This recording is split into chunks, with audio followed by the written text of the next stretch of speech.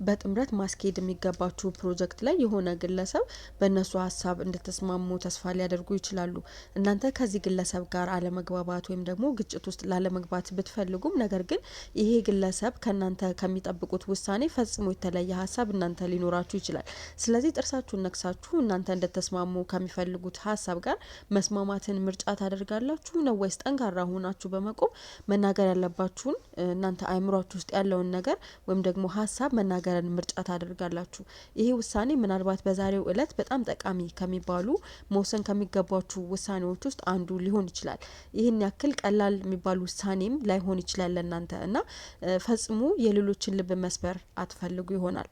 ነገር ግን የሌሎችን ልብ ላለመስበር ብላችሁ አሊያም ደግሞ ግጭትን ካለመፈለግ የተነሳ ከራሳችሁ ጋር ተጋጭታችሁ መኖርን ምርጫ ማድረግ ተገቢ ሆነ አካሄድ ነው ብላችሁ ታስባላችሁ? ይህንን ነገር መመለስ የሚጠበቅባችሁ ጥያቄ ነው የሚሆነው እና ስለዚህ አሁን ላይ ተገቢ ነው ብላችሁ የምታስቡትን ፍትሐዊ ነው ብላችሁ የምትቀበሉትን ነገር ለማድረግ ዝግጁ የምትሆኑ ከሆነ ትክክለኛው ምርጫ ይበልጥ ለእናንተ ግልጽ የሚሆንላችሁ ይሆናል።